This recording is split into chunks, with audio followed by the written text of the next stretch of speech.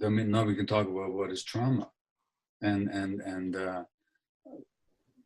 people think of trauma as being these terrible things that happen to you.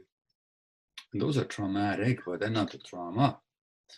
The trauma is what happens inside of you as a result of those things. And what happens is the shutdown of the self. What happens is a disconnection from the body, a shame about the self. So what happens is a loss of connection to oneself and a worldview that makes it difficult for you to be in the present moment. So trauma ultimately is disconnection from the self and from the present moment.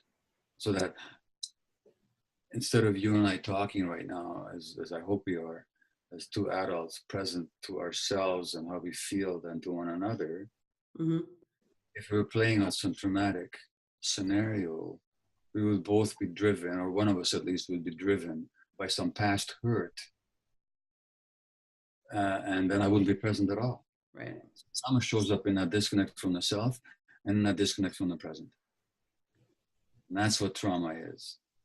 And so for that, you don't need tsunamis, and you don't need world wars, and you don't need abuse. Although the more that happens, the more likely you're going to be traumatized. You can just have parents who just couldn't see you because they couldn't see themselves, because they'd been traumatized. The real problem wasn't that your mother or father couldn't support you, or maybe even they hurt you. The problem was that as a result of that, you lost the connection to yourself. That's the good. That's the greatest catastrophe. That's the greatest calamity. He doesn't use catastrophe. Calamity, he says. No, that's the good news. Because if the problem was what happened to you and I, however many decades ago, if that's the problem, we're basically lost, aren't we? Because ain't never gonna not happen, right? Yeah.